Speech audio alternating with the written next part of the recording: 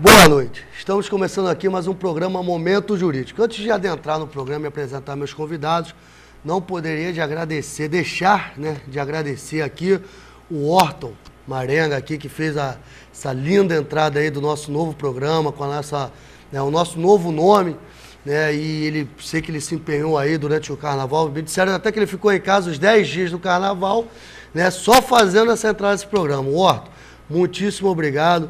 A gente vê aí a sua competência aí, né, nesse novo trabalho aí. Tomara, né, que com essa nova entrada, e dentro em breve, né, eu já estou prometendo isso há muito tempo, daqui a pouco eu vou falar que eu sou até político, né, mas nós vamos ter aqui um novo stand, né, um sofazinho, uma coisa mais aconchegante, da mesma forma que é aconchegante, né, a nossa nova entrada aí do programa. Também não posso deixar de agradecer a grande equipe aqui que nós temos aqui, o Marcinho, o Léo, o Fabiano, né, que sem eles, realmente, a gente não poderia estar fazendo o programa aqui. E, acima de tudo, também o Miguel, né, e o Milton Alencar.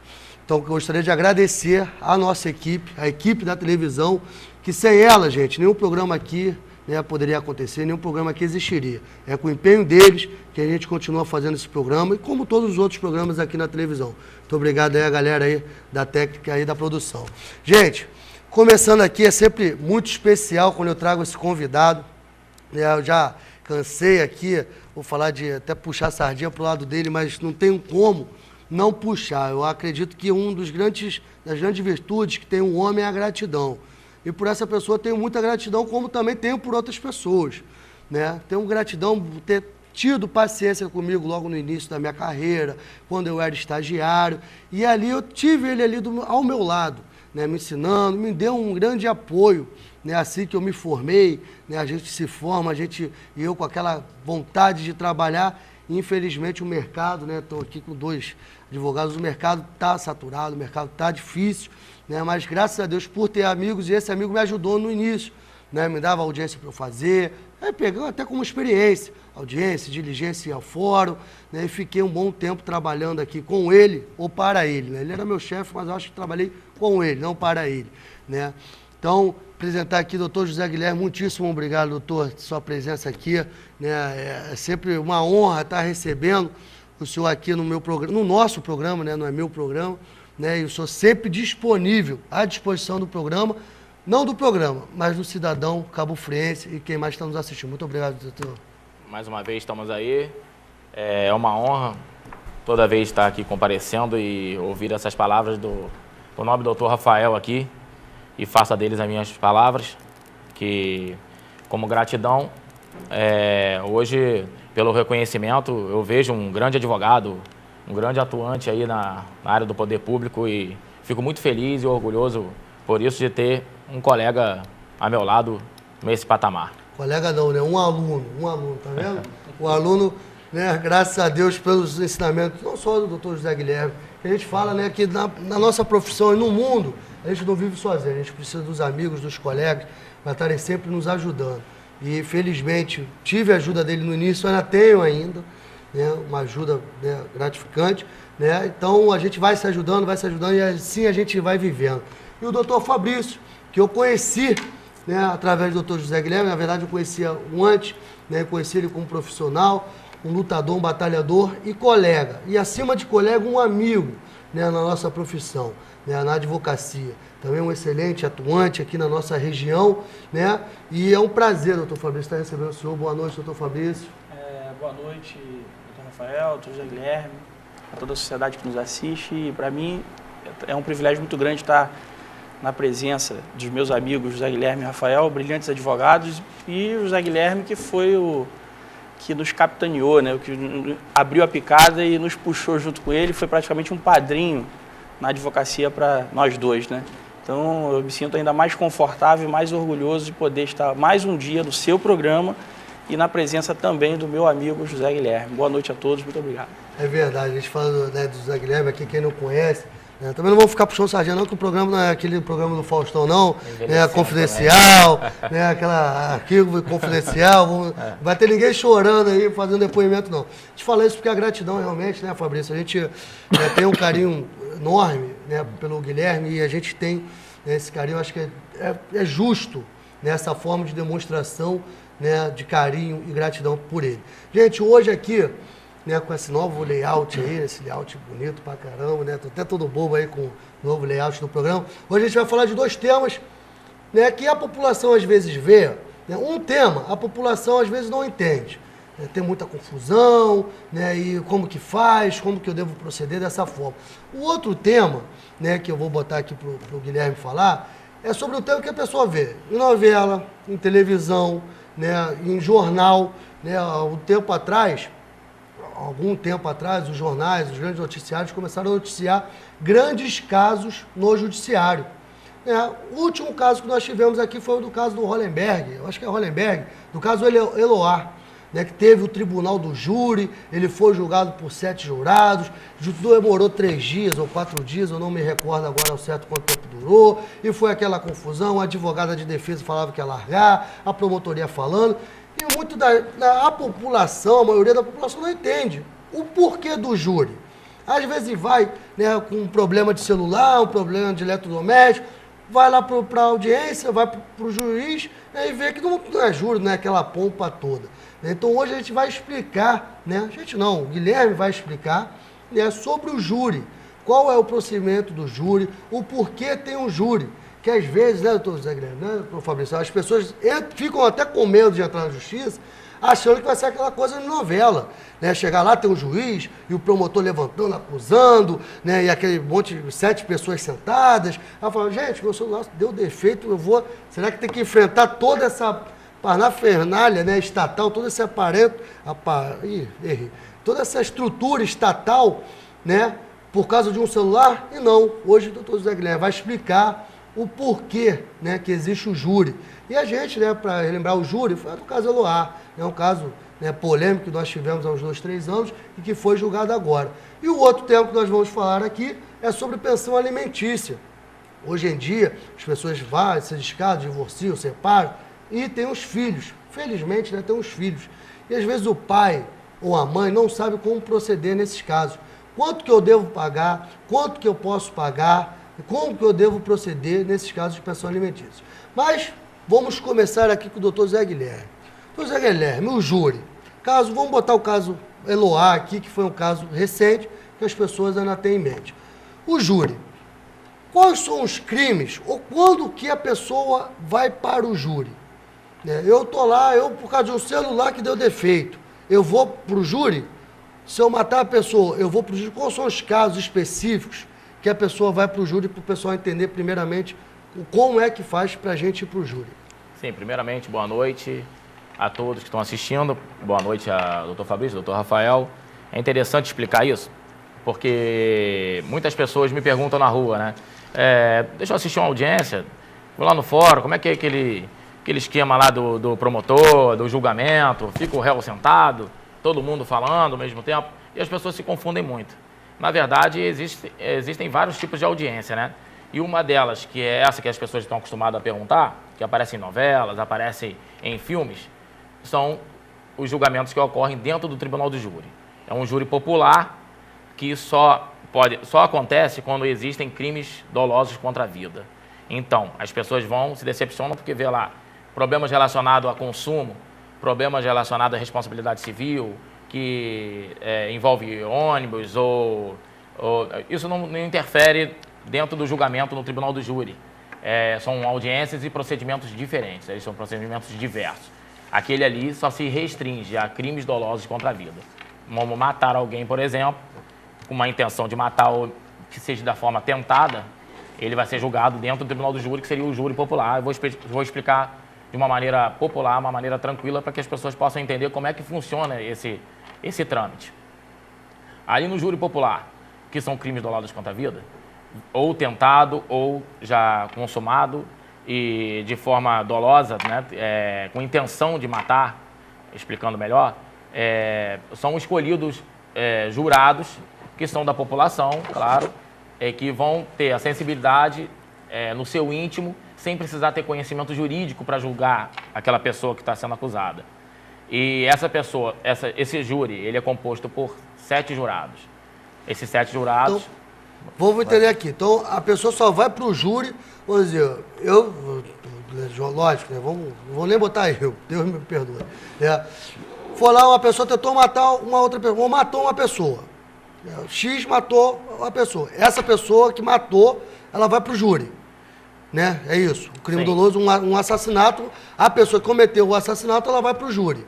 Né? E ela não é julgada, então, pelo juiz. Ela é julgada por essas 7 pessoas que são escolhidas do povo. Sim, na verdade, o juiz só está ali presente como representante do Estado para se aplicar uma pena que vai ser julgada perante aqueles jurados que estão ali presentes. Na verdade, os juízes que vão julgar aquela pessoa naquele momento ali são os jurados, é a pessoa do povo, as pessoas do povo que estão escolhidas ali para representar, de uma certa forma, o Estado para condenar ou absolver aquela pessoa que está sendo julgada. Né? É a vontade, então, do povo. Então, as 7 pessoas vão lá falar assim. No caso, o Eloá. Foram os 7 jurados que falaram que aquele... Né, o Hollenberg, acho que o nome dele é Hollenberg, não. Agora também não me lembro. Que era culpado do crime. Então, foram as 7 pessoas escolhidas do povo que falaram que ele era culpado daquele crime. Sim. É o povo que decide. O juiz está ali como um mero representante para fazer a aplicação da pena. Pelo artigo 59, ele vai fazer a aplicação da pena, que na verdade, ela pode ultrapassar e muito os 30 anos, que seria um cumprimento de base aqui da nossa lei brasileira, né? A nossa lei, ela é do molde italiano, não é do molde americano. As pessoas estão acostumadas a ver os filmes, às vezes, hollywoodianos, que mostram ali julgamentos que são sempre vistos daquela forma ali com o juiz presente, promotor, que muitas vezes não é assim. Lá, nos Estados Unidos, existem leis e constituições para cada estado. Cada estado tem sua lei específica, tanto que umas têm pena de morte e outras não têm. Nossa lei, ela é baseada numa lei italiana, então existe o procedimento do Tribunal do Júri somente para os crimes dolosos contra a vida. As outras audiências, elas são mais informais que eu digo, não tendo todo esse trâmite, nem todo o aparato que exige para os crimes dolosos. Então, vamos entender. Então, cometeu um crime, a pessoa vai para o júri. São escolhidos 7 jurados. E essa escolha desses 7 jurados, você tem que fazer um pré-cadastro junto ao tribunal ou é escolhido aleatoriamente esses jurados, né, junto a... vou escolher o Rafael, o Guilherme e o Fabrício para ser jurado. Eu tenho que fazer um cadastro para ser jurado ou não precisa? Isso é escolhido aleatoriamente igual mesário. Né, mesário da época de eleição, né, muita gente não gosta, né, mas às vezes é escolhido lá. É igual mesário, a escolha aleatória? Funciona da seguinte forma. A gente teve presente agora, eu tive a oportunidade de participava sempre como assistente da Defensoria Pública, na época de recém-formado, e participava junto com o doutor Francisco Santana, e lá também presidia lá também como membro do Ministério Público, era titular até da época o Afrânio Silva Jardim, que é um promotor que hoje é até processalista, né, penal, na mesma linha do Tourinho, né, falando de forma técnica. E lá eu pude ter a oportunidade de poder presenciar e participar na prática mesmo de como funciona. Hoje eu não atuo mais, como todo mundo sabe, eu sou da relação consumerista, né? Atuo na área consumerista e não mais nessa área, mas eu pude participar um tempo dessa área e verifiquei como funciona. A gente fez uma pesquisa junto à Universidade Gama Filho e lá fazendo uma pesquisa de campo e verificamos que todos os júris dentro do estado do Rio de Janeiro, 55% desses jurados, eles são funcionários públicos ou são bancários. Por quê? Porque quando, na verdade, eles são chamados ou intimados, eles podem faltar o dia de trabalho. Claro, o profissional liberal não vai querer faltar um dia de trabalho porque ele vai estar perdendo. O funcionário público, não sendo escolhido na hora da votação, dentro do plenário, ele vai para casa e não precisa mais trabalhar. Naquele dia ele já perde como dia de trabalho, mas ele tem seu salário garantido, como bancário também. Então, 55% são voluntários. Você, se você quiser participar como jurado, você procura o defensor público da tua comarca, procura o promotor de justiça ou até mesmo o juiz, ou vai no cartório e pergunta ao escrivão como é que você faz para você se cadastrar para ser jurado. A partir então, sendo escolhido no dia do júri, não vão poder mais sair. Então, interessa mais para o funcionário público e bancário. Ali são escolhidos, além desses 55% que são voluntários, os juízes intimam, e geralmente eles intimam pessoas que trabalham em banco ou são funcionários públicos realmente que trabalham em outras repartições públicas, até mesmo da prefeitura ou do estado para participar. E eles vão até com simpatia, porque geralmente eles não sendo escolhidos, eles vão para casa, não precisam trabalhar. A partir do momento que são escolhidos, tem que ficar ali até terminar, que pode durar 1, 2 dias, até uma semana, se for o caso. E é uma grande responsabilidade, né? Porque você está ali, na verdade, a vida nas suas mãos. Que quem decide. Nós somos 7 votos, né? São 7 pessoas, né? Então tem que ser 4-3 para condenar ou absolver uma pessoa, né? Agora, eu acho o jurado tem que ter talvez uma aptidão psicológica muito boa, porque são crimes, né, atentados contra a vida, né? Às vezes ali, e o júri, né, quem não sabe, joga muito com a emoção também dos jurados. Ah, poderia ser sua filha, poderia ser o seu filho, o seu parente, né?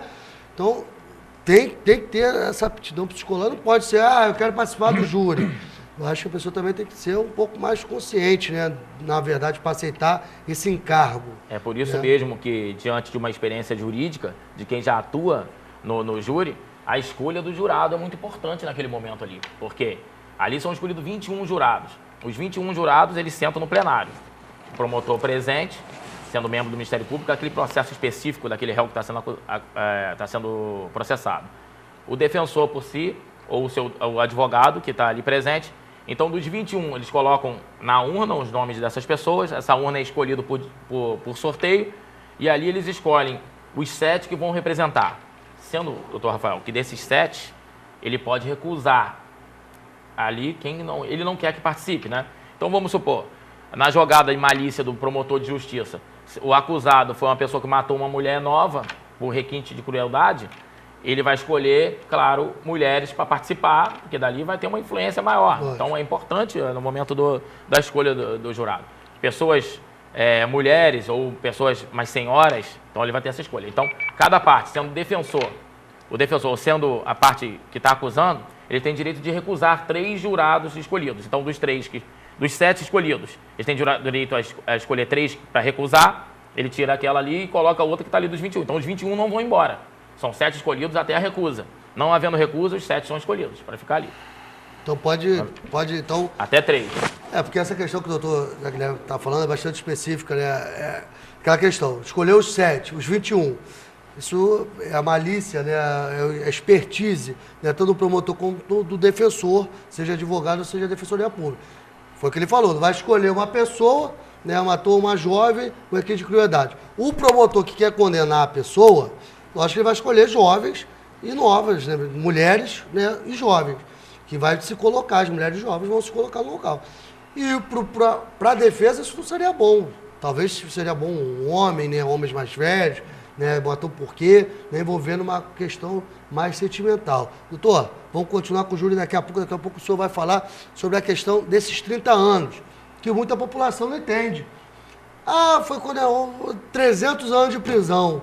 Aí vai lá depois, não, mas a pena brasileira só é até 30 anos. Então por que condena? Eu já ouvi essa pergunta.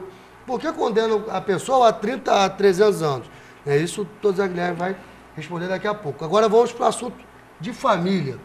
Doutor Fabrício, separou, o casal separou. A quem deve proceder, né, a questão da pensão alimentícia? A mulher, geralmente, né, está com a guarda dos filhos. Ela pode entrar com a ação de pensão alimentícia? Sim ou não? Essa é a primeira pergunta. A segunda pergunta, o homem, né, ele quer regularizar a sua situação junto à esposa, junto aos filhos. Na verdade, é a esposa, é junto aos filhos. Quer regularizar a sua situação. Ele pode também oferecer alguma ação. Dá um exemplo. O casal separou, tá um mês, aí vai lá, o cara vai lá dar o dinheiro na mão dela. 2 meses dá o dinheiro. Aí daqui a pouco ele vê, ou procura um advogado, e diz, ó, você está pegando recibo? Está depositando? Ah, não estou pegando nada. Ah, mas eu quero regularizar. Ele tem alguma condição, algum instrumento jurídico de regularizar essa situação? Vou fazer essa pergunta para o senhor. Com certeza. O que muitas pessoas ficam angustiadas, muitas mães até que me procuram, às vezes estão numa situação difícil com o marido ou com o companheiro, às vezes não são casadas legalmente, mas morou junto com uma pessoa durante muito tempo e acabou que se separou e tem filhos. E os filhos, naturalmente, precisam se alimentar, precisam de roupa, precisam se divertir, viver. Então, há um instituto no direito que são os alimentos, a pensão alimentícia. As crianças representadas pela mãe ou pelo pai, se o pai tiver a guarda, pode entrar com uma pensão alimentícia contra o pai ou contra a mãe, porque hoje em dia o pai também tem a guarda com muita facilidade. Antigamente não. Antigamente quem tinha a guarda, em regra, era sempre a mãe. A mãe ficava quase que automaticamente. Então, naturalmente, as crianças seriam representadas pela mãe contra o pai, pedindo alimentos em favor das crianças, né? E algumas vezes, dependendo do tempo que a pessoa foi casada, às vezes a pessoa está 30, 20 anos casada, nunca trabalhou, foi do lar a vida toda, e quando se separa, perde aquela pessoa que sustentava a casa. Então, ela também tem direito à pensão alimentícia. Então, pode entrar em favor dos menores e também pode entrar em favor dela mesma, da mulher. E, ao contrário, vamos dizer que o casal se separe e o homem fica lá com as crianças e a mulher arruma outra família ou sai de casa, etc. O pai tem direito a pleitear alimentos em favor dessas crianças contra aquela mãe?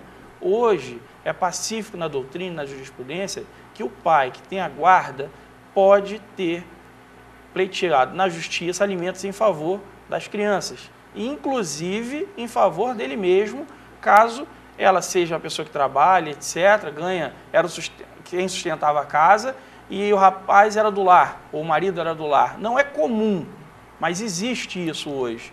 Não era, mas hoje já está começando a ter no Brasil esses casos.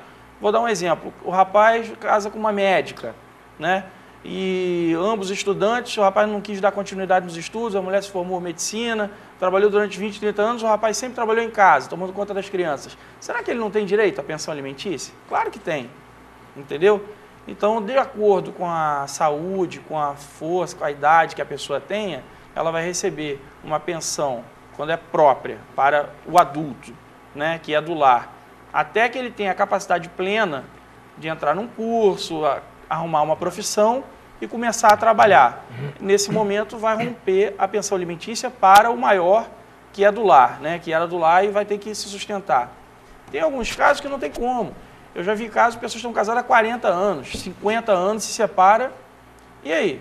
Como é que faz? E aquela mulher que viveu 40 anos, 50 anos, nunca trabalhou, é do lar, como é que vai fazer? Então ela tem direito à pensão. Às vezes os filhos são maiores, tudo bem, mas o ex-companheiro ou ex-marido vai ter que dar os alimentos para aquela mãe, né? E hoje já está virando o jogo, porque agora os pais também podem pleitear pelos alimentos. Que muita gente não entende, doutor Fabrício, é o que acontece, o senhor falou aí de menores. Gente, a pensão é para as crianças. Quando a gente trata de pensão alimentícia, é para as crianças. Então, tem muita gente que tem isso como fonte de renda. A gente tem que falar, tem que dizer que... Como assim a fonte de renda? Tem gente que recebe a pensão para os filhos, aí vai lá comprar roupa, comprar alimento para casa, às vezes está morando em outra casa, paga aluguel para casa, paga isso para casa. Aluguel até concordo. Um aluguel, você dá uma pensão para os seus filhos e ela pagar ali o aluguel, até concordo, né? Pagar uma parte, o aluguel. Mas a obrigação, que tem que deixar claro, é do pai e da mãe o sustento dos filhos.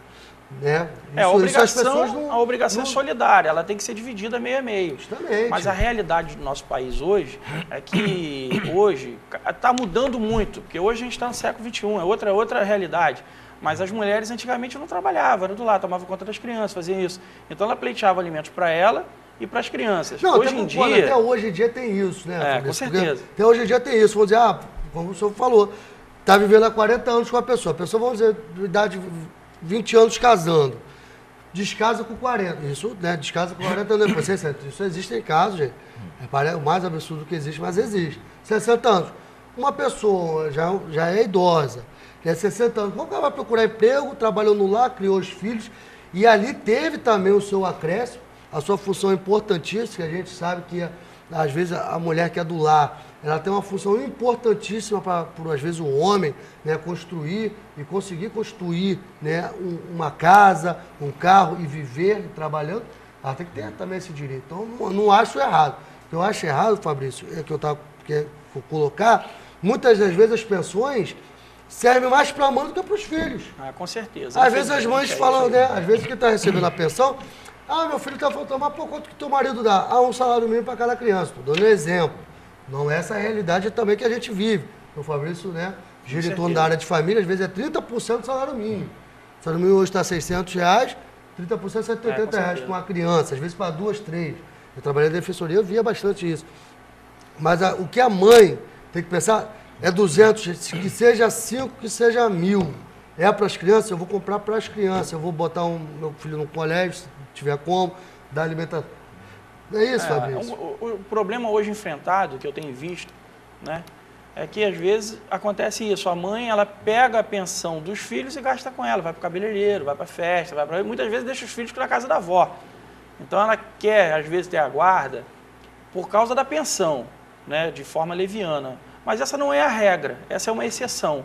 A maioria quer a pensão para as crianças, né? Mas Não, existe lógico, muito, lógico. Infelizmente é muito comum algumas mães que se aproveitam dessa situação, inclusive até casam e querem engravidar, justamente para ter uma pensão da pessoa. O cara tem um salário bom, público. ela sabe que entre 20% a 40% do salário vai ser revertido em pensão alimentícia e ela acaba usufruindo. O cara ganha R$6.000, né? Você vai ganhar 3 vezes 6, R$2.800 de pensão para o filho, então ela vai acabar usando mais para ela do que para o próprio filho. Mas às vezes a pessoa estuda num colégio, a criança estuda num colégio bom, ela faz natação, ela faz isso e de fato merece os 30%, talvez mais. Mas o maior aborrecimento que nós temos hoje, né, que eu vejo no direito, é que as mães, algumas, que são exceções, fazem isso. Acabam recebendo para elas e pouco se importam com as crianças. É interessante, até desculpa estar fazendo esse adendo, existem estados americanos em que, de forma interessante, a justiça, na parte assistência social judiciária, que é interessante que isso aconteça. Paga. Sim, o Estado paga, a assistência social judiciária, ela vai à casa, no caso da pessoa que está tendo a guarda daquela criança, para saber se o dinheiro da pensão está sendo bem aplicado para que a vida precoce daquela criança continue da mesma forma como era antes, junto com o casamento. Isso é interessante. É um zelo, né, que deveria, né, pegar, migrar o Estado, porque muita gente, é exceção, a gente está falando da regra. E muita gente, às vezes as pessoas também não sabem, né, se a pessoa tem um filho, ela tem um poder tanto financeiro, psicológico, tudo de criar a criança. O pai, a mãe nunca descuidou, mas o pai também pode pleitear a guarda das crianças. Já que você não tem como cuidar financeiramente, eu pego. Eu não tenho nada que desabone minha conduta, o meu caráter, né? Vai brigar na justiça, vai brigar na justiça. Mas é um ponto relevante, né, dele ter a parte financeira de poder cuidar das crianças, não é isso? E cada vez mais a inversão da guarda está sendo admitida hoje. O judiciário está aplaudindo, está comemorando essa fase brilhante hoje da justiça no sentido de inverter a guarda. Porque ao perceber que a mãe está recebendo dinheiro e não está gastando com as crianças, pelo assistente social, pelo psicólogo, né, ou está impedindo, fazendo moeda de troca, porque alimentos não tem nada a ver com guarda, alimentos não tem nada a ver com divórcio. Alimentos serve, pelo próprio nome diz, para alimentar e vestir as crianças. Então vamos dizer que eles se separaram, a pessoa paga uma determinada pensão e a mãe não deixa ver porque paga pouco. Ou, né? Então, o que o juiz faz? Ou então cria um obstáculo enorme para o pai ver não ver a criança sob o pretexto que paga pouca pensão. Isso hoje é caso de inversão de guarda. Né? A alienação parental veio para isso. O pai hoje tem os mesmos direitos das mulheres. Então, as mulheres que impedem os pais de chegarem aos seus filhos, de terem contato sob o pretexto de receberem pouco ou não receberem, hoje está dando inversão da guarda em favor desses pais. E eu tenho visto isso todo dia. Está acontecendo cada vez mais. Porque eu acho que o direito, né, ele acolheu, né, essa questão de alienação parental, é um instituto, né, para a gente aqui no Brasil é novo, é recente, está sendo utilizado ainda mais no judiciário, mais recente ainda, né, e já é um instituto difundido, né, dentro da área jurídica, né, e também a gente vê essa questão de alienação parental e a questão da guarda. É muito, não vou deixar ver porque você não dá o dinheiro. Não tem nada a ver, né? Foi o que o doutor Fabrício falou. O dinheiro é o dinheiro, a guarda. E até hoje, os grandes os divórcios, né, essas questões de guardas, os juízes estão admitindo não, a maioria das vezes estão montando guardas compartilhadas, né, se as pessoas residem no mesmo local. Se 2 pessoas residem em Cabo Frio, e se o pai também tem a vontade, também tem isso, né, Fabrício? Tivemos muito pai aí que só quer o material e o sentimental, nada. Com Vai lá, certeza. pega na obrigação e também pode ser obrigado a pegar o filho. Com certeza. A mãe pode chegar e entrar no juízo, ó, o pai não vai ver, o pai não é isso, então ele larga logo que, né, ele pode ser obrigado sim de ver a criança. Então, mas na maioria das vezes, o que acontece? A guarda compartilhada. 2 pessoas residem em Cabo Frio. O que custa, né, isso para o psicólogo, né, até da criança, melhor interesse da criança.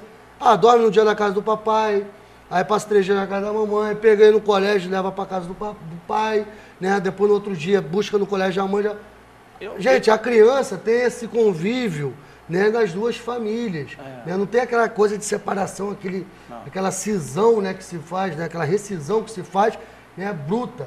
Né, a criança ainda continua em 2 casas diferentes, mas continua com o convívio dos pais. Né, eu mesmo sou um ferrenho defensor da guarda compartilhada. Eu sou um ferrenho defensor. A guarda compartilhada ela tem que ser a regra. A regra é essa. Mas às vezes... A exceção tem que ser a guarda... A exceção é quando a guarda tem que ser com um dos pais. Por quê? Porque às vezes a guarda é alternada, né? Alternada não, quando um só tem a guarda da criança e o outro não tem. Aí tem aquele 15 dias no final de semana na casa de um e no final de semana na casa do outro, férias metade na casa de um, férias na metade na casa do outro. Mas e aquela criança naquele final de semana não quer ir para a casa do pai, ela quer ficar com a mãe. Poxa, mas ela vai ter que ir, porque foi avançado isso. Então é um constrangimento desnecessário. É uma obrigação desnecessária. A criança fica constrangida. Não, você tem que ir para a casa do seu pai porque é o dia do seu pai. E às vezes é o contrário. Às vezes a criança quer falar assim, eu quero ficar um mês, todos os finais de semana na casa do meu pai. Por que não, se a criança já vive na casa da mãe, ou vice-versa? Então aquele que não tem a guarda a semana toda, aquele que não tem o convívio diário, né, com a criança, eu acho que tem que abrir um pouco da mão, dizendo, poxa, eu vou deixar meu filho ficar mais um final de semana com o pai, porque ele quase não fica com o pai trabalha muito, etc. Ou ao contrário, eu vejo às vezes a mãe é enfermeira, trabalha em plantão, ela um plantão aqui, um plantão ali, às vezes trabalha no hospital em Cabo Frio, trabalha no hospital de Búzios, e o pai mora em Cabo Frio, ou mora em outro lugar, e está a semana toda com a criança. Aí a criança quer passar o final de semana com a mãe. Aí ela quer passar no outro final de semana com a mãe. Por que não vai poder? Se tornar uma obrigação, né, Fabrício? Aí tem aquela briga, aquela que a gente chama de picuinha, né, no linguajar técnico. Então, a regra seria a guarda compartilhada. Você quer ir final de semana na casa de papai? Então vai. Quer ficar na casa de mamãe? Então fica. Tem que criar com amor, com dedicação. Se você ama o seu filho, você vai sempre incentivar o seu filho e a sua filha a visitarem o pai ou a mãe sempre. E dizer sempre para o filho, olha, o seu pai te ama. O problema que eu tenho com o seu pai ou com a mãe, ou com o seu pai, ou vice-versa, o problema é nosso, é problema de adulto. O amor que o pai e a mãe têm pelos filhos é incondicional. Então, eu sugiro a todos que estão hoje litigando na vara de família que façam a guarda compartilhada e não permitam que as brigas familiares rebatam nas crianças que não têm nada a ver e se sentem culpadas pela separação dos pais. Essa questão é importante, que eu acho, Fabrício, esse pensamento seu tem que ser do advogado, né? Tem que ser do profissional, porque já é um desespero danado, a separação, aí chega o cliente, ou a mãe, ou o pai, né, chega o casal, o marido ou a mulher, já no seu escritório, já desesperado, com raiva, querendo matar um ao outro. Se o profissional não tiver essa cabeça e vestir a camisa daquele cliente, né, aí acabou. Aí você não pensa mais no interesse da criança, aí você... Eu acho que o profissional, o advogado, ele é técnico, né? Como vai passar aquele cliente, vai passar diversos outros. Não é questão de vestir a camisa, não. Olha, calma, é melhor para a criança. Como que é a relação do filho com a criança, né? Do pai com a criança? O psicológico, o psicólogo sociável. Né? Hoje o advogado, ele tem que, quando é nesse caso de família envolvendo menores, eu acho que o advogado ele tem que olhar sempre pela ótica da criança. Da criança, lógico. Ele tem que focar a criança. O que é melhor para essa criança? Se esse interesse for contra a criança e ele esteja sendo pago para fazer alguma coisa em favor da mãe ou do pai que tenta impedir a criança de ver a parte contrária, né? Se for a mãe que estiver com a guarda impedindo o pai de ver, ou se o pai estiver com a guarda impedindo a mãe de ver, o advogado que for litigar na causa, ele tem que olhar do prisma da criança. Se ele perceber que a criança está sendo prejudicada, ele, como um bom profissional, tem que falar assim, eu não posso advogar para você. Vá para a Defensoria Pública, ou até a própria Defensoria Pública tem que abrir os olhos Porque a gente não faz o que pagam para a gente fazer, não. Tem a moral, tem a ética, tem o bom senso, tem a generosidade, tem o cristianismo que a gente tem em nossos corações. Então você que está advogando para uma pessoa, eu quero que o pai nunca mais veja essa criança. Eu, como advogado, eu boto a pessoa para fora do meu escritório. Entendeu? Não pode, tem que eu ter boto bom para fora senso. correndo. O amor à criança é incondicional. E o advogado, como técnico de direito, tem que ser técnico. Tem que dizer, olha, a picuinha do senhor com a sua ex-mulher ou da senhora com o seu ex-marido, nada tem a ver com o amor que ambos têm pela criança. E voltando ao assunto, falou tudo. Vou já fazer a pergunta do doutor. Eu, como marido e pai, eu posso oferecer alimentos, vamos dizer, minha mulher não quer de jeito nenhum regulamentar a pensão. Eu quero fazer, eu sou uma pessoa correta, eu quero ter um papel, dizer quanto e aonde eu devo pagar. Eu posso entrar na justiça pleiteando isso também? Com certeza, pode oferecer alimentos em favor do menor e... Então, sendo esse tamanho, vou dizer, a mãe, não quero na justiça, aí eu como pai, não, eu quero, porque um dia você pede 300, outro mês você pede 1.500, outro mês você não quer nada, então eu quero regulamentar isso. Então eu como pai, eu posso procurar um advogado e pleitear isso na justiça. O advogado vai fazer ação e vai regulamentar essa questão de alimentos. Hoje em dia, quem faz isso, normalmente, a mãe que faz isso, em regra, é a mãe que tem a guarda e não quer que o pai visite a criança. Então ela diz assim, eu não quero nada seu, eu não quero pensão, eu não quero nada, achando que por ele não dar pensão ou obstaculizando a pensão, a pessoa vai perder o direito de visitação, que não tem nada a ver uma coisa com a outra. Então o pai que não conseguir dar o dinheiro em mãos ou em espécie para a criança, no caso a mãe, para que gaste com a criança, pode oferecer alimentos e com certeza absoluta ela vai ter que receber. E tentar obstaculizar este pai de ver a criança por ele não pagar, porque às vezes ele é um pai generoso, tenta pagar, não entrou com o oferecimento de alimentos, que ele pode entrar e ela será obrigada a receber. Mas ele der através da mãe, através do pai dele, dos avós, dos tios, meio que na surdina, ele pega lá, irmão, vai lá, que você é o tio da criança, finge que é você, e ele está dando. O que não pode é deixar de ver a criança por não estar pagando ou não. Mas se quiser entrar com oferecimento de alimentos, o procedimento é especial, vai andar rápido e com certeza ele vai conseguir. Uma coisa, outra coisa. Doutor Guilherme, a gente estava falando aqui, esses casos aí da Eloá, né, lá o acusado, ele teve uma pena, acho que foi para mais de 200 anos. Né, 200 anos. Aí eu te pergunto, eu como leigo, e explico para a população. Lógico que ninguém vive até 200 anos, seria prisão perpétua no caso. Ele ia ficar na cadeia até morrer. Né, que ninguém cumpre uma pena de 200 anos, isso é fisicamente possível. Né?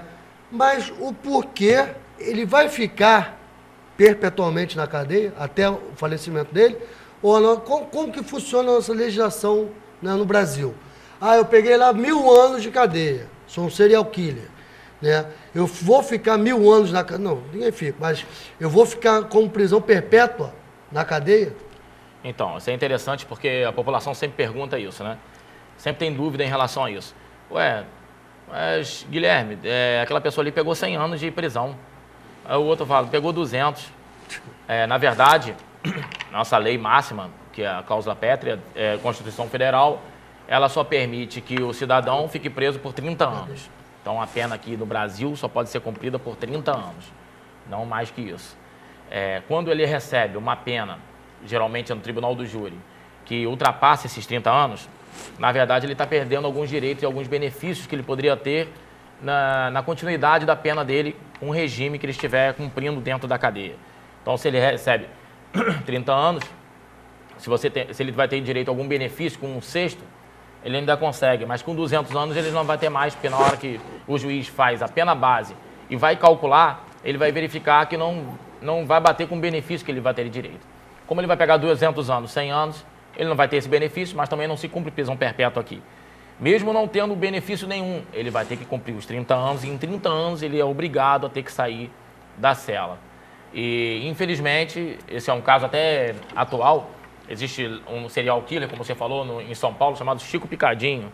Ele era uma pessoa que foi condenada a mais de 30 anos, a 100 anos, e ele teve depois de metade da pena cumprida, alguns benefícios, porque ele trabalhava dentro da unidade, tinha bons antecedentes, ele trabalhava, cumpria toda a sua pauta dentro do presídio, fazia funções lá dentro, estudava, dentro dessa unidade existia essa possibilidade, cumpriu-se 30 anos.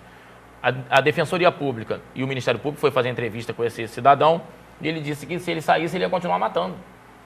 Chegou a falar isso em entrevista. E a preocupação do Estado em relação a esse indivíduo era, se colocasse esse cidadão na rua, ele ia continuar a praticar o crime. E ia de contra a nossa legislação pétrea, porque ultrapassaria nossos 30 anos e ele não poderia ficar mais na cadeia. Ele já tinha ciência disso, porque ele chegou a estudar dentro da cadeia e ele falou, eu já tenho 30 anos, e aí, o que vão fazer comigo? Eu tenho que sair. Bem complicado, mas infelizmente no Brasil a nossa... Morreu, né? Infelizmente, né? Porque a pessoa não tem noção do que é ficar 30 anos dentro de uma prisão, não tem noção do que isso pode gerar na cabeça de uma pessoa, mas garanto que é bem ruim, nosso sistema prisional hoje ele é bem carente em todas as circunstâncias. Então, acredito eu que a pessoa, quando fica 30 anos, a cabeça não fica mais a mesma coisa. O Chico Picadinho foi solto e mataram, acabaram que mataram ele. Aí eu não sei como aconteceu depois que ele saiu, mas a legislação pétrea, a nossa legislação pátria, na verdade, a Constituição Federal só aceita 30 anos, a pessoa só deve cumprir 30. Essa questão é bastante importante que ele falou, que é, como eu falei, muita gente pergunta, né, pra gente, né, milita na área, não milito na área criminal, mas sou advogado, muita gente, então, se não pode ficar com ele preso durante 200 anos, prisão perpétua, por que condena em 200 anos? Isso é importantíssimo que o doutor Zé Guilherme falou, porque dependendo da tua pena, você tem um sexto de pena, dependendo do crime, 1/3, você tem aí induto de Natal, induto de Páscoa, um monte de induto, bonificações, como o doutor Guilherme falou, de questão de estar trabalhando dentro da cadeia, né, tá fazendo, parece que você trabalha 3 dias, reduz 1 dia, não sei qual é a quantidade de dias, né, trabalhados dentro da cadeia você reduz alguns, né, tem um monte de benefícios que são dados ao presidiário, né, a pessoa que está ali cumprindo a sua pena, né, e justamente, vamos dizer, o caso Eloá, lá o acusado, né, que agora não é acusado, hoje já está cumprindo pena, ele não vai ter direito a benefício nenhum. Então, como a pena dele foi há mais de 200 anos, não existe um sexto de pena que vai cair mais para 30 anos. Ele vai cumprir, então, integralmente os 30 anos que ele tiver dentro da cadeia. É isso que vai acontecer. Por isso que estipulam penas, né, com esse alto número de anos aí, essas condenações altas, justamente para a pessoa cumprir os 30 anos. Porque se dá 30, só pode ficar preso até 30 anos, mas se prender somente 30, com um sexto de pena, um sexto de 30, são 5 anos, é isso? A progressão de pena fica A progressão do regime é isso, então? Sim, é esse benefício. Justamente isso. Porque, na verdade, quando a pessoa... Eu não sei aqui fazer o cálculo de quanto precisamente seria a pena para que aquele indivíduo não pudesse mais ter aqueles benefícios. Não sei aqui precisar, né? O juiz faz a pena base. Mas acredito eu que acima seria o dobro do que seria da pena máxima, se vamos supor 60 anos, já não conseguiria mais ter esses benefícios. Mas eles têm que se aplicar a pena e tem que se aplicar a condenação. Mas a nossa lei só exige que fique o indivíduo preso por 30 anos. Mas o interessante disso, doutor Rafael, é que dentro do tribunal do júri, a partir do momento em que você tem uma condenação acima de 20 anos, você pode protestar por novo júri. Então, acima de 20 anos, o sujeito sendo condenado, protesta-se para o novo júri. Isso é uma lei que te dá esse benefício e muitas vezes o Estado ele se esquiva para que o juiz condene em 19 para que ele não tenha um novo júri, para que não faça novamente todo aquele trâmite, todo aquele trabalho, todo aquele júri que foi feito, que às vezes é muito trabalhoso, às vezes leva mais de um dia. Então, no caso Eloá, ele pode, vamos dizer, o advogado dele pode protestar para o novo júri? Eu não sou criminalista, né? Mas estava havendo um comentário na área jurídica que eu não lembro se já reformaram ou estava prestes a reformar essa esfera criminal para tirar isso.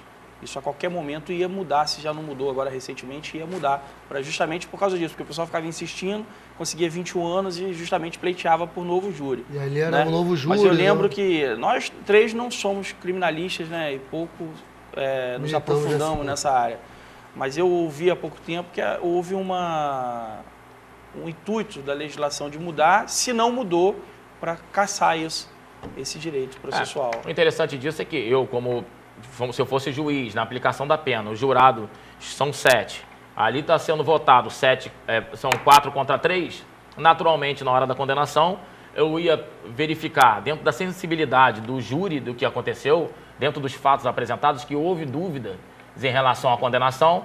Então, para não haver dúvida em relação à condenação daquele indivíduo pelo princípio do indúbio pro réu, acredito eu que eu daria uma pena acima dos 20 para que aquele sujeito tivesse um novo júri, porque justamente não ficou ali claro o acontecimento dos fatos e houve dúvidas em relação aos jurados. Então, havendo 4-3, não foi unânime, houve dúvidas em relação ao jurado, eu daria uma pena acima de 20, justamente para que pudesse ter um novo júri para...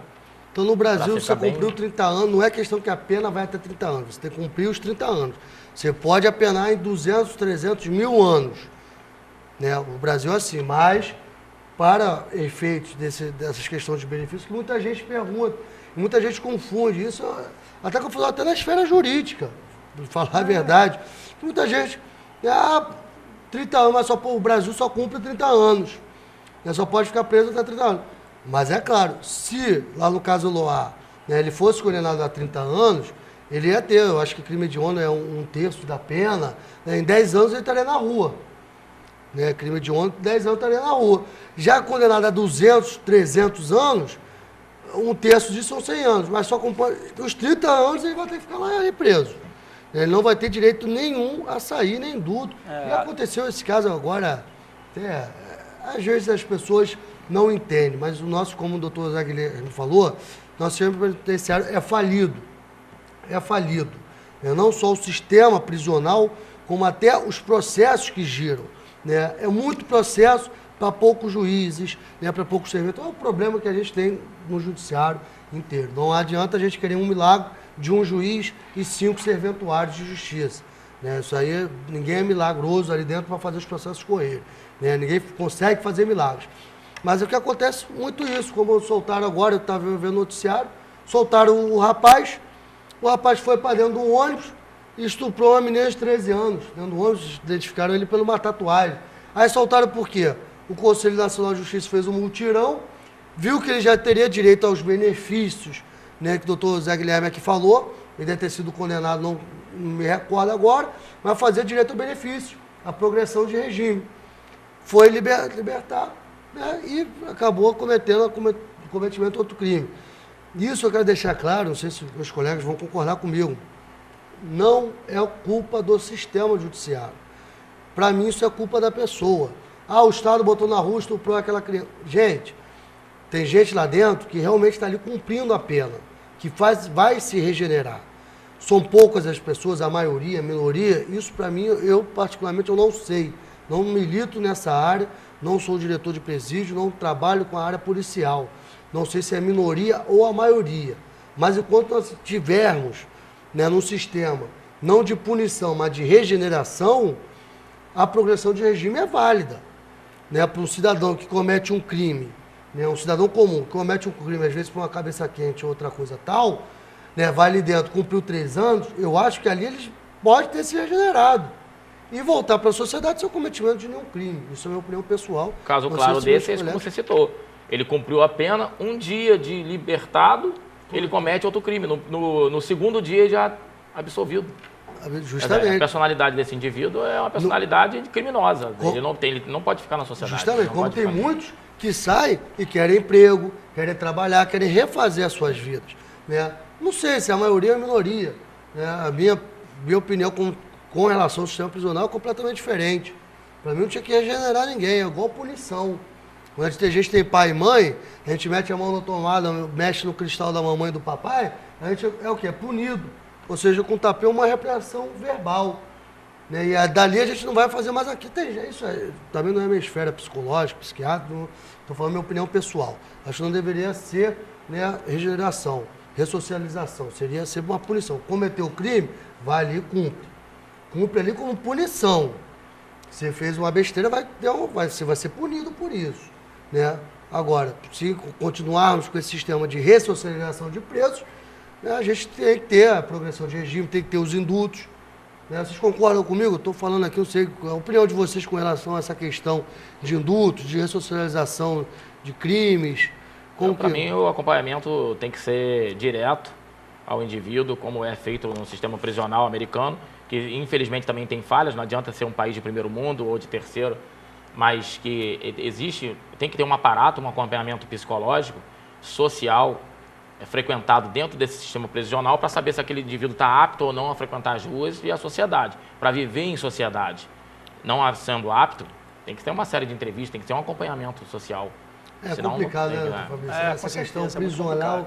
ainda no nosso país, É muito complicado. é muito complicado. Não sei o que gira em torno disso, mas eu acho que sim, o ser humano tem direito a errar, né? Depende do cometimento do erro, mas tem direito a errar, como também tem direito a uma segunda chance.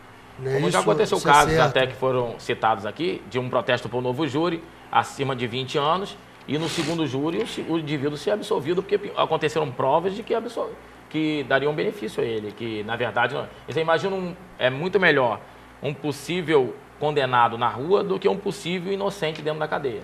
Esse é um princípio do indúbio pro réu, porque prender um indivíduo inocente é muito pior. Né? Isso Se for acontece, para né? pensar. Acontece. E pode acontecer. Então, no protesto do novo júri, pintando provas que possam beneficiar da veracidade daquele crime ou daquela absolvição, eu acho que é importante.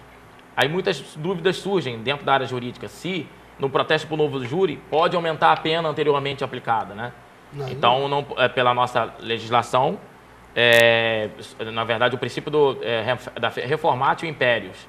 Não pode se reformar para piorar, porque fere o princípio da anterioridade, que não pode prejudicar o réu, né, para aumentar a pena em si, só se fosse para beneficiar. Não poderia, era igual ou menos. Isso é uma questão interessante que levantou, né? Ele levantou essa questão do protesto do novo júri. Foi 21 anos. Aí vai lá o advogado foi protesto para o novo júri, é feito um novo júri. E no segundo júri a pessoa é absolvida. Agora eu te indago, se essa pessoa foi condenada à morte, já tinha morrido. Né? A absolvição, é como que eu falei, o tribunal do júri, né, doutor Fabrício, doutor Guilherme, minha concepção, não só a minha concepção, isso é a concepção até de juristas, né, doutrinadores, um ornamento, né, uma coisa totalmente diferente técnica, que você é julgado por 7 pessoas comuns. Né? Você falar de provas, você falar de questões técnicas, judiciais, jurídicas, para 7 pessoas do povo, é em vão. Você tem que jogar ali, não só jogar, mas tem que somente jogar com a emoção. Eu até convido, né, as pessoas que estão nos assistindo a assistir o tribunal de júri real, no fórum. Né? Para quem não sabe, todas as sessões são audiências públicas e qualquer um do povo pode assistir, né, o tribunal de júri. Então, a primeira vez que eu vi o júri, eu me lembro muito bem disso, eu era estudante, eu vi uma peça de teatro. Né? Eu vi o ator promotor e o ator advogado. Eu vi advogado até se jogando no chão. Né? E era uma peça teatral. Né? Assim, questões técnicas relevantes onde a gente aprende na faculdade, né, fica um pouco de fora ali. Né? Então, essa questão de casos assim, com comoção social, grande comoção social, é difícil para um advogado de defesa militar. É interessante que, literalmente, muitos fazem curso de teatro realmente para ter uma oratória mais atraente, para chamar a atenção dos jurados quanto aqueles gestos, Então, justamente isso. Porque é interessante as pessoas verem. Muitos juristas defendem o tribunal de júri, como muitos também não defendem, querem acabar com o tribunal de júri. A questão já vem de Roma, né? Quem já viu aquele filme Gladiador, onde a população falava, matam, morre, escolhia, né? Bíblico ali, também. as pessoas, né? As pessoas para viver ou morrer, o povo escolhia, o clamor popular escolhia entre a vida e a morte, né, do cidadão. Isso em Roma antiga utilizava muito isso. Também, Jesus Cristo, mata, morre. Então, veio trazendo dessa época, hoje existe o júri, que é o clamor social, que seria as pessoas do povo acusando, né, ali aquela pessoa, condenando, né, ou absolvendo aquela pessoa. Se absolveu, a sociedade quis absolver. A comoção social é ruim, né, para um advogado de defesa, no caso do Eloá, no caso daquela menina que foi jogada lá da janela. O clamor social era muito grande. Isso eu fico muito preocupado quando eu vejo um caso desse, que a mídia fica bombardeando, e eu sou radicalmente a favor da mídia ser 100% livre. Mas a própria mídia devia fazer uma autocrítica, porque muitas pessoas são condenadas pela sociedade por causa da publicidade que é dada na mídia. E temos casos em São Paulo, uma menina que supostamente teria sido violentada pelos proprietários de um colégio, que acarretou no colégio ter sido fechado, destruído, a família dos donos do colégio ficou destruída totalmente e descobriram que não foi nem ele, o dono do colégio, nem a esposa do dono do colégio. Acabou com a família, acabou com a vida da pessoa. Nós tivemos um caso recente em Rio das Ostras, onde um rapaz foi acusado de estupro, ficou preso 30 dias e depois foi o Ministério Público acusando, o juiz deferiu uma prisão emergencial, cautelar, e ele ficou preso, a sociedade querendo quebrar tudo em Rio das Ostras, depois teve que ser conduzido para Macaé, e a sociedade querendo destruir, tacar fogo na delegacia, tacar fogo, tudo a mídia bombardeando, e o que acontece? Foi um rapaz que tomava conta da rua, esses caras que ficam com apito na mão, tomando conta da rua, viu que a menina estava sozinha dentro de casa, pediu um copo d'água, entrou, estuprou e matou a menina. Então, a mídia ela tem que ser mais cautelosa. E aquela mãe também, não me lembro se foi no Rio ou em São Paulo, que supostamente teria dado cocaína para um bebezinho, e o bebezinho foi a óbito, e quando ela foi para o presídio, e quase que mataram ela, quase tacaram fogo no presídio, a mídia bombardeou, o Ministério Público bombardeou, os juízes bombardearam, os advogados bombardearam, a sociedade bombardeou, e descobriu que foi um efeito colateral de um remedinho que ela tinha tomado. E ela não pôde nem ir no próprio enterro da filha. Então, olha quantas coisas são feitas. Quantos casos são feitos, né? Assim, o pré-julgamento, né? Não pode haver pré-julgamento. Quando alguém me fala assim, o caso Eloá, ou o caso dessa menina que foi jogada da janela, o que você acha? Enquanto não houver uma sentença transitada e julgada, enquanto eu não compulsar os autos, enquanto eu não olhar o processo, eu não tenho nenhum juízo, não faço nenhum juízo de valor. Nenhum advogado técnico faz. Não, mas não é possível. Foi ele sim, foi ele. Foi, porque a mídia está botando na sua cabeça que foi. Entendeu? E a pessoa que diz que foi é porque é um alienado. Porque a pessoa que pensa, ela não segue. Mas é difícil, porque está tudo dizendo que foi, está tudo dizendo que foi. O clamor social, seus vizinhos, seus amigos. Você vai no barzinho de esquina, todo mundo foi ele, foi ele, foi ele. E você acredita que foi ele. Quando, na verdade, às vezes não foi. Então, a gente tem que repensar esse negócio da mídia aí, os repórteres, a televisão aí que faz crítica ferrenha para um lado ou para o outro.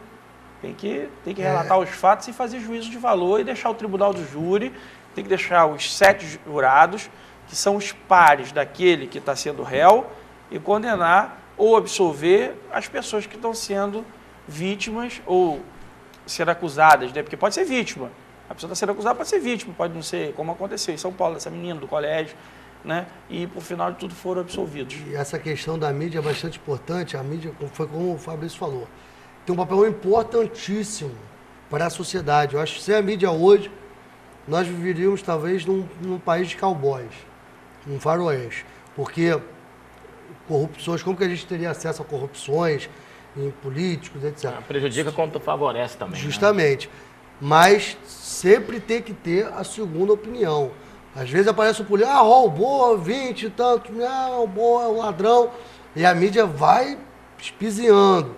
Gente, pensar que aquela pessoa tem família, aquela pessoa tem filhos, tem parentes, e até o final de um processo, às vezes acusa sobre um fiasco, né? Uma faísca, né? Já faz uma grande fogueira. E às vezes, 2, 3, 4, 5 anos depois, aquela pessoa é absolvida, foi feita no processo judicial, né? Que realmente ele comprovou a sua inocência, e como que desfaz essa pior imagem que foi feita. A gente teve o caso, o Collor, né? O Collor, quando candidato à presidência, e o Lula, na época que ele ganhou, a mídia foi toda em favor do Collor, botando ele nas melhores, né, falas e botando o Lula as piores falas.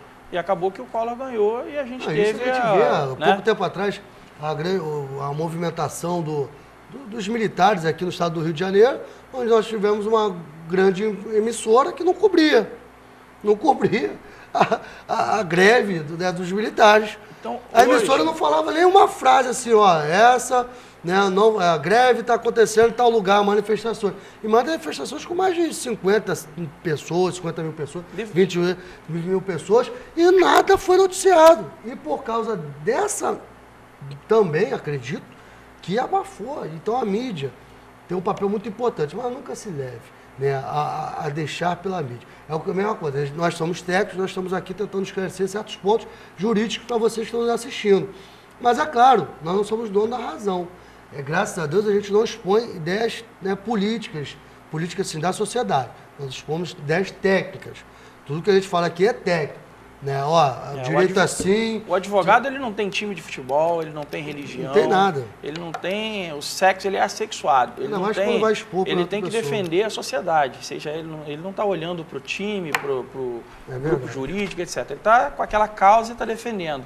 E quando a gente vai fazer uma causa técnica, a gente olha muito a letra da lei, a interpretação, como os tribunais entendem a respeito daquilo, olhamos os fatos de forma técnica, de forma fria.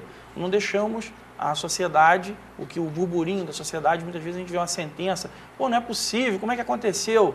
A exemplo, teve essa jovem que mora em Arraial do Cabo, que supostamente mandou matar uma pessoa que ganhou na loteria e ela seria beneficiária, 50%. Ah, como é que pode? Ela foi absolvida, um absurdo, um absurdo, um absurdo. Então é muito complicado, foi o tribunal do júri que absolveu, entendeu? Foram seus pares que absolveram. Então, tem que olhar muito com frieza esse lado técnico, porque muitas vezes a mídia faz com que nós olhemos algo de forma totalmente diferente que de fato ela seja. Não tem jeito. Gente, eu gostaria já me falaram ali, que o tempo está acabando, novamente, né, eu fiz isso no início do programa e vou falar novamente aqui, não tem como não agradecer, né, a grande equipe técnica aqui que nós temos aqui na Cabo Frio TV, né, o Fabiano, o Orton, né, que fez essa abertura aí maravilhosa nossa aí do nosso programa, né, o Léo, o Marcinho, essa galera toda aí, todo mundo mandando um alô ali, essa galera é excelente, né, e sem eles realmente nenhum programa aqui estaria funcionando. Né, eles trabalham aqui, sempre estão com um sorriso estampado no rosto, né, e esperando fazer o melhor e sempre fazem o melhor aqui pra gente. Então, sem eles realmente a gente não poderia estar aqui apresentando para vocês. Voltando aqui ao assunto do Fabrício, nosso programa é técnico. Né? Eu tento aqui, quando eu trago os convidados, eu até mesmo, mas nós somos seres humanos, né, dispor nossas opiniões pessoais.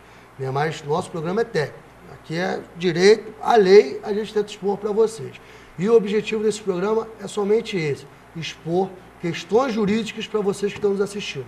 Continuem nos mandando e-mail, continuem participando do programa. Dentro em breve nós vamos ter um blog, né, do programa Noite Jurídica, onde nós vamos ter os advogados, como o doutor Zé Guilherme, o doutor Fabrício, vão estar participando desse blog, vão estar escrevendo matérias dentro desse blog, né, com outros advogados, né, vão estar escrevendo matérias e vocês vão estar nesse link entre o programa e entre os advogados, né, que participam desse programa. Então vai ter esse link desse blog, onde vocês vão poder tirar dúvidas, dar temas para o programa. Né? Então, gostaria de agradecer sempre o carinho da população. Eu fico feliz, o Fabrício estava aqui falando que a população, né, o pessoal lá do bairro dele assiste a TV e vê e fala, né, um carinho enorme para todos os bairros, né, desse grande Cabo Frio. Né? Eu tenho um carinho enorme para as pessoas que vêm, me param às vezes na rua, me perguntam, me agradecem, me fazem críticas. Eu já vi o pessoal falando, você fala muito né. E me pararam e falei, olha como reparou, eu não havia reparado, né? Mentira, brincando. E falaram isso, você fala muito né, quando você termina a frase. E são críticas construtivas. E a gente está aqui aberto. E aos nossos colegas advogados, o programa Noite Jurídica está aberto para vocês. Se vocês quiserem se expor, né, quiserem vir aqui trazer um tema, o programa está aberto. Então vou passar aqui para os agradecimentos finais, né? Doutor Guilherme, muitíssimo obrigado pela sua presença. Quem te conhece sabe que o seu tempo é extremamente corrido. Você é um advogado Mr. M, né, que está em todos os fóruns, de todas as comarcas ao mesmo tempo. Né? Às vezes eu te vejo em São Pedro, daqui a 5 minutos você está em Arraial, daqui a pouco Cabo Frio. E eu sei que seu trabalho não acaba, né, agora, 8 horas da noite. Seu trabalho vai continuar até umas 11, 11h30, meia-noite, em casa. Né? E muitíssimo obrigado, porque esse tempo despendido aqui não é para mim e para o Rafael. É para a população que gosta, né, de você, as pessoas pedem, traz aquele advogado, Guilherme, traz advogado, Guilherme. Né? Então a gente sempre tenta conciliar lá, a Adriana, né, que faz essa grade, tenta sempre conciliar, e você sempre disposto, sempre atende a nossos convites. Em nome da sociedade eu agradeço, né, a sua presença novamente aqui, passar por suas considerações finais. Muito obrigado pela oportunidade, doutor Rafael. Como eu disse no início do programa, faço das suas palavras as minhas. O doutor Fabrício, um grande amigo já ao longo dos anos, mesmo antes da área jurídica, um grande amigo, um companheiro. E, infelizmente, o tema é muito complexo, abrange muitas nuances, né? Não deu para abranger tudo que poderia ser falado, mas eu acho que deu para poder ter um apanhado geral, de uma forma resumida, para entenderem melhor como funciona o funcionamento do Tribunal do Júri.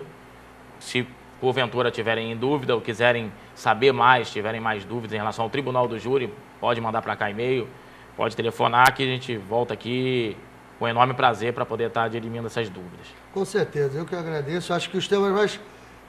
Realmente, temas jurídicos são muitos envolventes, né? E a gente fala, tem muita coisa para falar. Mas as coisas mais importantes eu acho que foram faladas. Doutor Fabrício, agradeço novamente a presença, assim como o Guilherme. É impressionante, até pela sua popularidade, você ser uma pessoa da região também, como o Guilherme é. As pessoas pedem a sua presença, pediram a sua presença novamente ao programa, né?